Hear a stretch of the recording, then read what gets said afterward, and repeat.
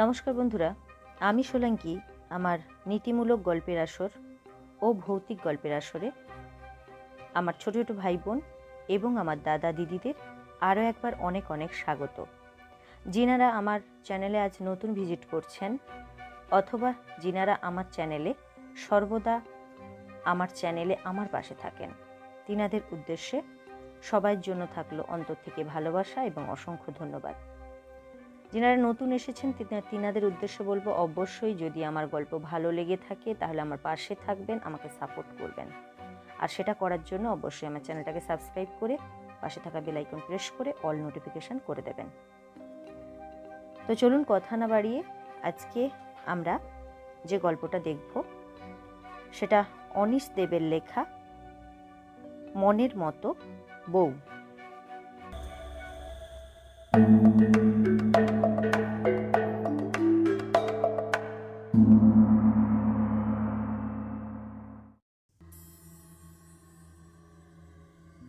মনের মতো বউ পাওয়া ভারী দুষ্কর। পান চিবোতে চিবোতে মন্তব্য করলেন বরেন মল্লিক। কেন মনের মতো বউ পাওয়া দুষ্কর কেন? চায়ের কাপে লম্বা চুমুক দিয়ে জানতে চাইলেন প্রিয়নাথ। সুপ্রকাশ পালিতের বৈঠকখানায় বসে কথা হচ্ছিল। সময়টা চৈত্র মাস। সামনের বৈশাখে বরেন মল্লিক তার বড় ছেলের বিয়ে দেওয়ার কথা ভাবছেন। তাই রোজই আনন্দবাজারের পাত্রপাত্রীর বিজ্ঞাপনের পাতায় হুমড়ি খেয়ে পাত্রী খুঁজছেন। আর চেনা জানা লোকজনকেও একটি ফর্সা সুন্দরী গ্র্যাজুয়েট গৃহকর্মে নিপুণা বছর 23-24 সম্পন্ন ঘরের সুপাত্রী খোঁজ করার জন্য বলছেন। বরেন মল্লিক আড়মোড়া ভেঙে হাতের পিঠ দিয়ে গলার ঘাম মুছে বললেন, এই তো 1 মাস ধরে হন্যে হয়ে খুঁজছি, মনের মতো বউ পেলাম কই। বৃদ্ধ জগৎ শ্রীমানি খিক খিক করে হেসে উঠলেন, বললেন, বাবা বরেন, তুমি বউ খুঁজছ না বৌমা খুঁজছ? এ কথায় গম্ভীর প্রকৃতির সুপ্রকাশ পালিত হেসে ফেললেন। না না জগৎবাবু, বরেনবাবু বৌমা খুঁজছেন, বউ নয়। তাই তো বরেনবাবু? প্রশ্নটার ভেতরে একটা চাপা ঠাট্টা ছিল। বরেন মল্লিক সেটা সহজে টের পেলেন। খানিকটা উত্তেজিত হয়ে হাত নেড়ে জবাব দিলেন, আমি রাজা নবকৃষ্ণ স্ট্রিটে থাকি, রাজা নবকেষ্ট নই।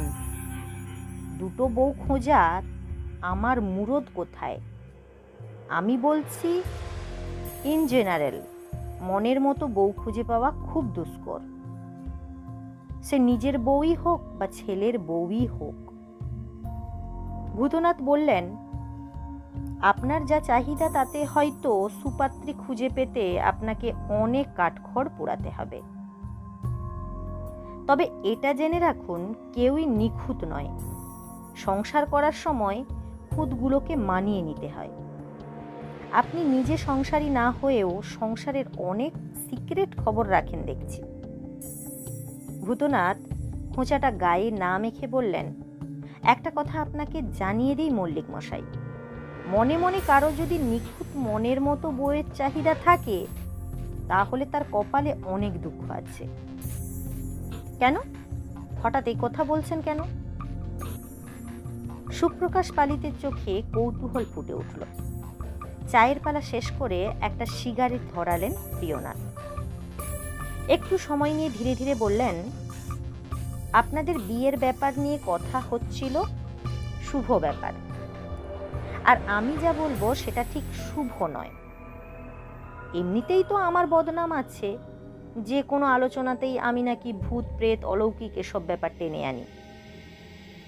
আসলে আমি যা নিয়ে পড়াশোনা করেছি সেই সিলেবাসে শুধু এগুলোই ছিল। আর যে ঘটনার কথা বলবো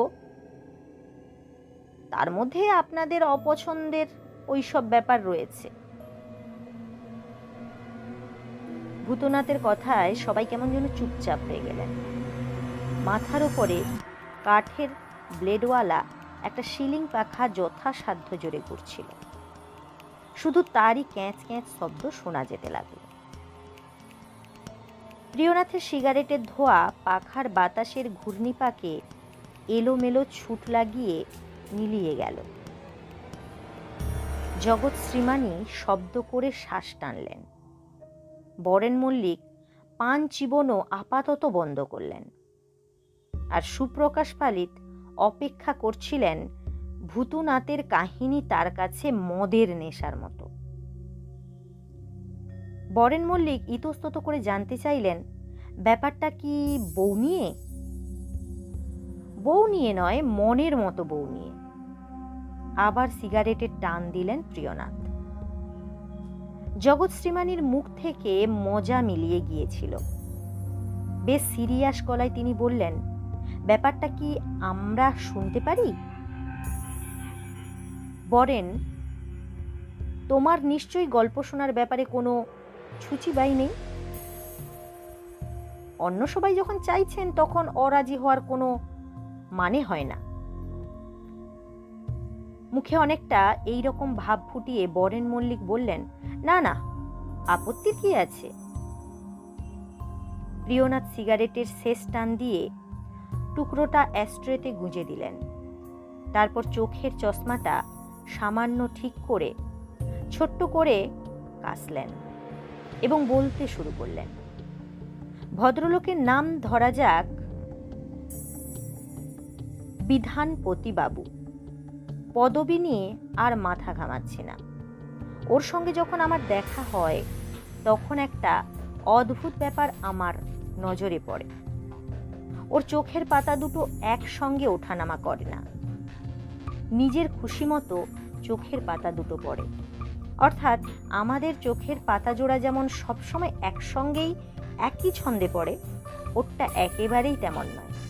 আমাদের ক্ষেত্রে ব্যাপারটা সিনক্রোনাস, আর ওর বেলায় অ্যাসিনক্রোনাস। ওর জীবনে একটা বাজে দুর্ঘটনা ঘটেছিল, তারপর থেকেই ওর চোখের ব্যাপারটা ওরকম হয়ে গেছে। প্রথম প্রথম ডাক্তার দেখিয়ে চেষ্টা চরিত্র করেছেন, পরে শরীরের এই খুঁতটুকু মেনে নিয়েছেন। একটু থেমে ভূতনাথ বললেন, অবশ্য মানতে ওর বেশ কষ্ট হয়েছে, কারণ বিধানপতিবাবু এমনিতে আগা পাস্তলা নিখুঁত মানুষ। অন্তত উনি তাই মনে করেন। উনিও মনের মতো বউ চেয়েছিলেন। একটা দীর্ঘশ্বাস ফেললেন প্রিয়নাথ জোয়ারদার। বিধানপতিবাবু চায়ের কাপে চুমুক দিয়েই মুখটা বিকৃত করে ফেললেন। বিরক্তির একটা শব্দ করে বিচ্ছিরিভাবে চেঁচিয়ে বললেন, চায়ে কেউ এত চিনি দেয়? চিনি তো বাজে খরচই হলোই, চাটা মুখে দেওয়া গেল না। এরপর আবার ডায়াবেটিস হলে খরচের ফর্দ আরো লম্বা হবে। এত বছর ধরে চা করছো, চিনি আন্দাজটাও কি ঠিক করতে পারোনি? কথাগুলো এতটা চেঁচিয়ে না বললেও চলতো, কারণ বিধানবাবু স্ত্রী শ্রীরাধা ডাইনিং স্পেসের লাগোয়া রান্নাঘরে তখন রান্না চাপিয়েছেন। শ্রীরাধা কোনো জবাব দিলেন না। গত 7 বছরের অভিজ্ঞতায় শ্রীরাধা জেনে গেছেন, স্বামীর এই ধরনের অভিযোগের সাফাই দিতে গেলে ওর বিরক্ত বেড়ে যায়, ব্যাপারটা আরও খারাপ গোছের দাঁড়ায়। তাই ছোট্ট করে জবাব দিলেন, অখেয়ালে ভুল হয়ে গেছে। বিধানবাবু আরও কিছুক্ষণ চাপা গলায় গজর গজর করলেন। মনে হলো ব্যাপারটা আরও খানিক গড়ালে তিনি তৃপ্তি পেতেন। চা খেতে খেতে টিভি দেখছিলেন বিধানপতি।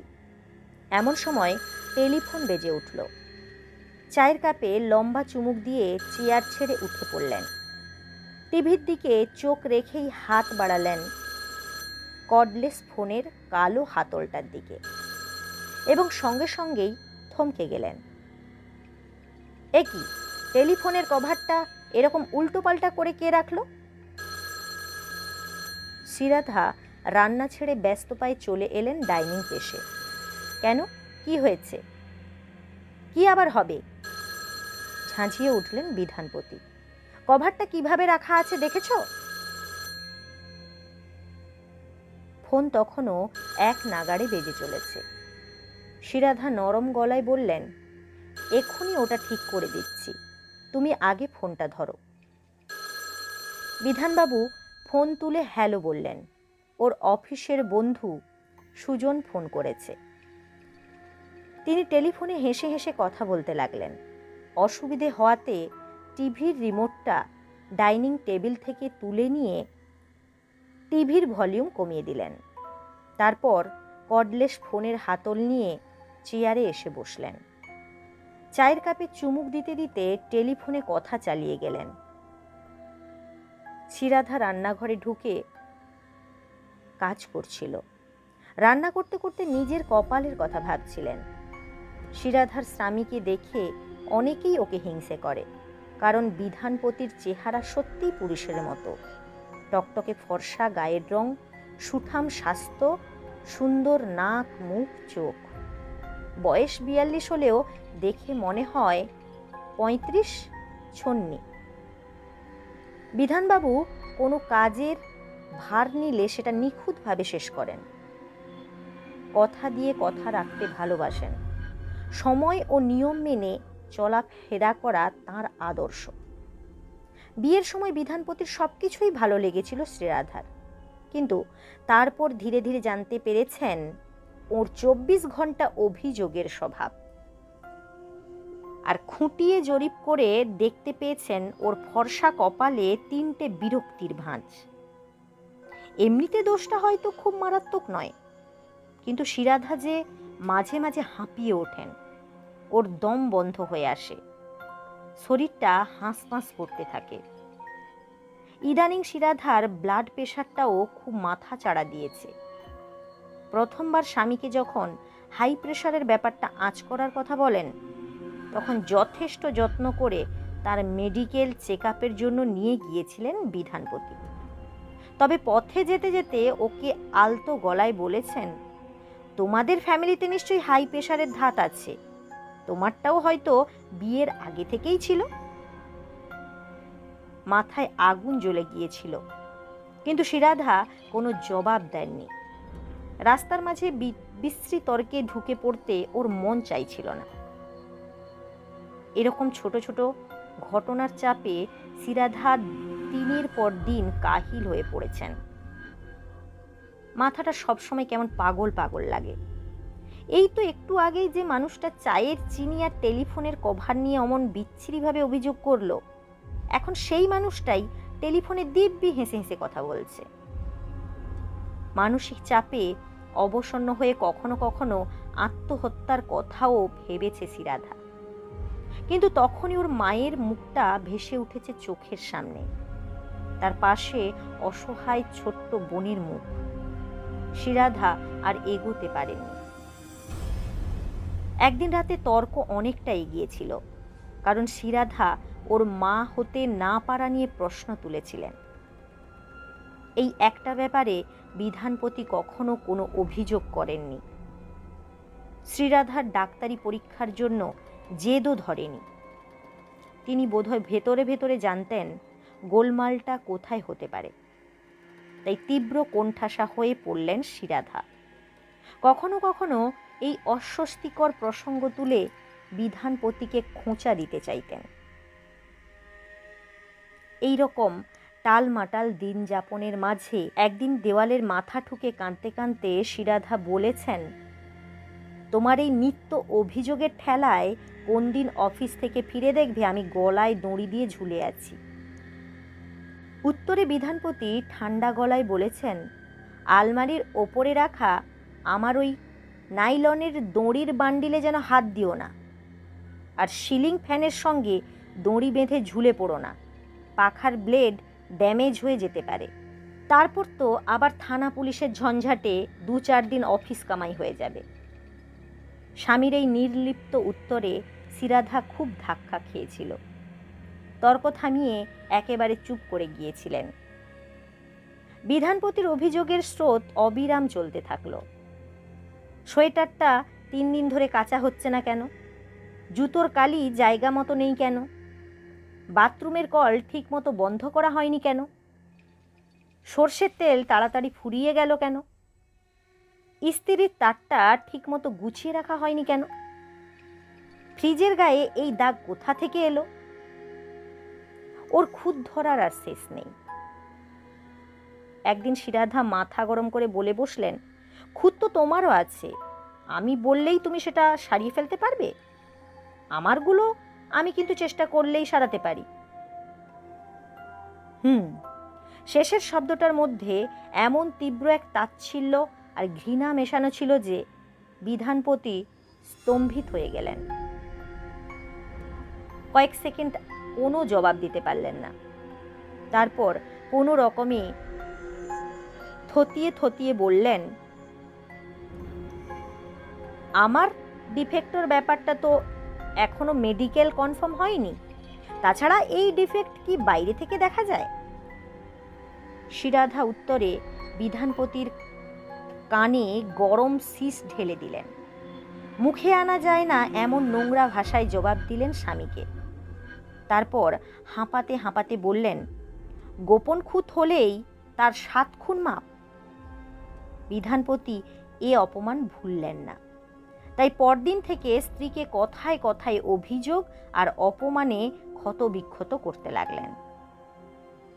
শিরাধার মনে হলো ওর শরীরের দগদগে ঘায়ের ভেতরে গরম লোহার শিক গুঁজে দিয়ে কেউ যেন খুঁচিয়ে খুঁচিয়ে কিছু খুঁজছে। যন্ত্রণায় যন্ত্রণায় তিনি পাগল হয়ে গেলেন। যা নয় তাই করতে মন চাইল বারবার। মায়ের মুখ, ছোট বোনের মুখ মুছে যেতে চাইল চোখের সামনে থেকে। একদিন সন্ধ্যের আগে অফিস থেকে ফিরে বারবার কলিং বেল বাজিয়েও বিধানপতি শিরাধার কোনো সাড়া পেলেন না। তখন পকেট থেকে চাবি বের করে সদর দরজার নাইট ল্যাচে গুঁজে মোচড় দিলেন। দরজাটাও তখন খুলল না। বিধানবাবু বেশ অবাক হয়ে গেলেন, কারণ শিরাধা এ সময়ে কখনো বাইরে যায় না। দরজায় আবার ধাক্কা দিলেন, তবু কেউ দরজা খুলল না। যখন বিধানবাবু ভাবছেন দরজা ভাঙার জন্য লোকজন ডাকবেন কি না, ঠিক তখনই ভেতর থেকে কেউ দরজা খুলে দিল। শিরাধাকে দেখতে পেলেন বিধানবাবু, কিন্তু শিরাধা কোনো কথা না বলে ঘুরে চলে গেলেন বাড়ির ভেতর দিকে। ভেতরে ঢুকে দরজা বন্ধ করে ছিটকিনি এঁটে দিলেন বিধানবাবু। তারপর শিরাধার ওপরে বিরক্ত হয়ে শোয়ার ঘরে চলে গেলেন। অফিসের জামা কাপড় ছাড়তে শুরু করলেন। সেখান থেকেই রান্নার আওয়াজ শুনতে পেলেন তিনি। শুনে একটু অবাক হলেন, এত তাড়াতাড়ি তো রান্না শুরু করেন না শিরাধা। ডাইনিং স্পেসের বেসিনে হাত মুখ ধুতে এসে বিধানপতি দেখলেন ডাইনিং টেবিলে ধোঁয়া ওঠা গরম চা আর তার পাশেই প্লেটে 2 বিস্কুট। এটা ঠিকই, তিনি অফিস থেকে ফিরে এসে রোজ চা বিস্কুট খান, কিন্তু চোখের পলকে চা তৈরি হলো কেমন করে? হাত মুখ ধুয়ে রান্নাঘরে উঁকি মেরে তিনি সে কথাই জিজ্ঞেস করলেন শিরাধাকে। শিরাধা একটি গোলাপি শাড়ি পরে রান্না করছিলেন। স্বামীর কথায় ফিরে তাকালেন না, শুধু অস্পষ্টভাবে বললেন, তৈরি যখন হয়ে গেছে তখন খেয়ে নাও। বিধানপতি আন্দাজ করলেন কোনো কারণে শিরাধা রেগে আছেন, তাই কথা না বাড়িয়ে চা খেতে বসে গেলেন। চায়ের কাপে 2-4 চুমুক দেওয়ার পরই হঠাৎই ওর মনে হলো কলতলায় কাপড় কাচার শব্দ হচ্ছে। এ বাড়িতে কোনো কাজের লোক নেই, শিরাধা রান্নাঘরে রান্না নিয়ে ব্যস্ত, তাহলে কাপড় কাচছে কে? চায়ের কাপ ফেলে রেখে উঠে পড়লেন বিধানবাবু। ভুরু কুঁচকে এগোলেন কলতলার দিকে। সেখানে গিয়ে অবাক হয়ে দেখেন একটা আকাশি শাড়ি পরে শিরাধা স্বামীর জামা কাপড় কাচ্ছেন। বিধানবাবু অবাক হয়ে বলে উঠলেন, কি ব্যাপার, তুমি না এক্ষুনি গোলাপি শাড়ি পরে রান্না করছিলে? কলতলার মেঝেতে উবু হয়ে বসে শিরাধা কাপড় কাচ্ছিলেন। ঘাড় কাত করে তাকালেন স্বামীর দিকে, হেসে বললেন, রান্না তো এখনো করছি। বিধানপতি কেমন যেন বিমূঢ়ভাবে ছুটে এলেন ডাইনিং স্পেসে। রান্নাঘরে উকি মারতে সাহস পেলেন না, কিন্তু শুনতে পেলেন শিরাধা কড়াইতে খুন্তি নাড়ছেন। কি করবেন ভাবছেন।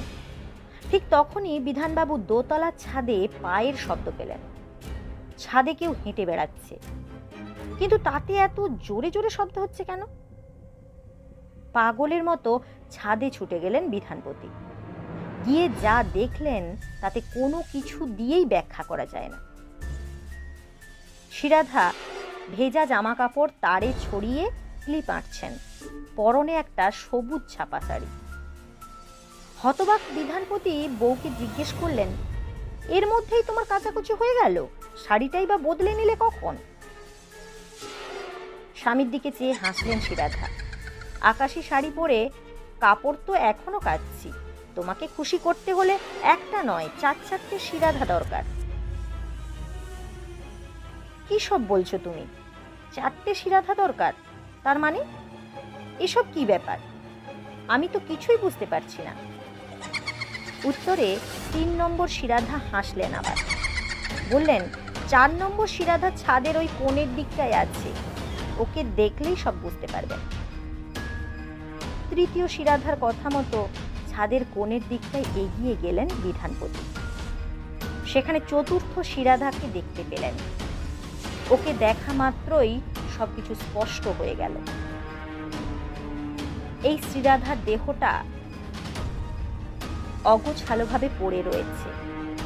গলার নলি ফাঁক হয়ে সেখানে রক্ত জমাট বেঁধে রয়েছে। কয়েকটা মাছি উড়ে বেড়াচ্ছে। ওর পরনের হালকা হলুদ শাড়িতে রক্তের বিশ্রী ছোপ। অথচ ছাদে কোথাও রক্ত নেই, কারণ মৃতদেহের চারপাশটা কেউ সুন্দর করে ধুয়ে মুছে সাফ করে দিয়েছে। সুতরাং অভিযোগ করার মতো কিছুই পেলেন না বিধানপতি।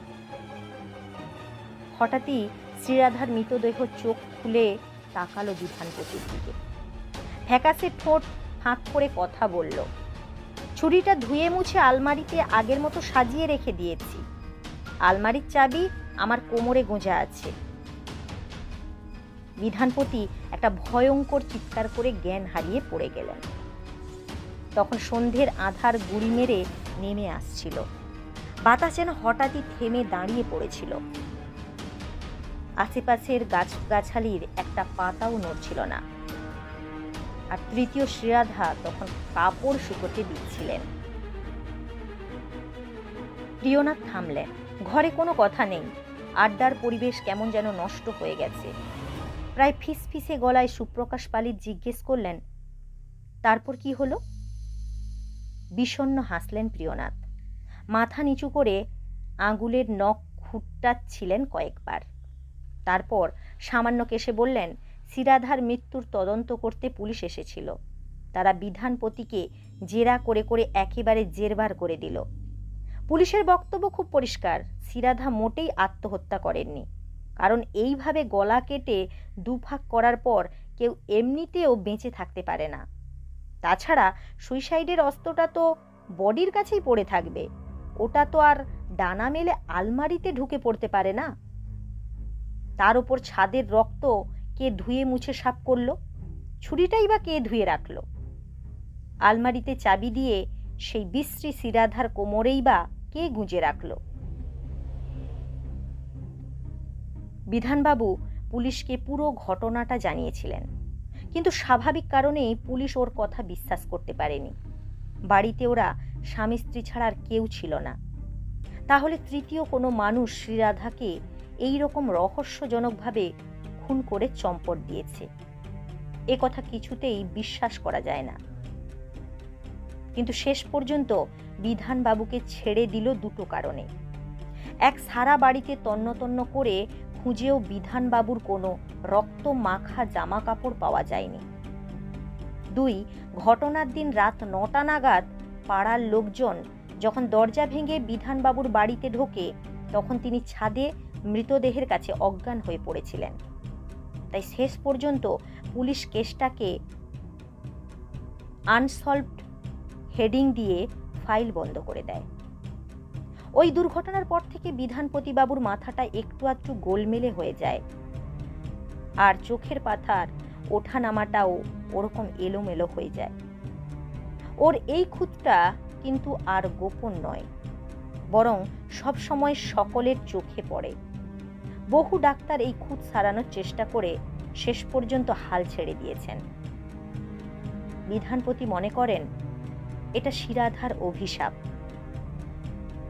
প্রিয়নাথ একটু থামতেই বরেন মল্লিক প্রশ্ন করলেন, বাকি 3 জন শিরাধা কি হলো? প্রিয়নাথ সঙ্গে সঙ্গে কোনো জবাব না দিয়ে একটা সিগারেট ধরালেন। তারপর এক মুখ ধোঁয়া ছেড়ে রহস্যময় হেসে বললেন, আমি কি জানি, আপনারাই বলুন। তো বন্ধুরা, গল্পটা কেমন হয়েছে অবশ্যই কমেন্ট করে জানাতে পারেন। যদি গল্পটা ভালো লেগে থাকে তাহলে অবশ্যই যারা নতুন বন্ধু তাদের উদ্দেশ্যে বলবো, আমার চ্যানেলটাকে সাবস্ক্রাইব করে আমাকে সাপোর্ট করবেন এবং অল নোটিফিকেশান করে দিয়ে সমস্ত গল্প সময় মতো আপনাদের ফোনে চলে যাবে। আর যিনারা আমার গল্প শুনছেন তাদের উদ্দেশ্যে বলবো, যদি ভালো লেগে থাকে তাহলে অবশ্যই লাইক করবেন, পারলে বন্ধুদের সাথে শেয়ার করতে পারেন। তো চলুন, পরের দিন যতক্ষণ আমি নতুন গল্প নিয়ে উপস্থিত হচ্ছি ততক্ষণ পর্যন্ত সবাই ভালো থাকবেন, সুস্থ থাকবেন। ধন্যবাদ।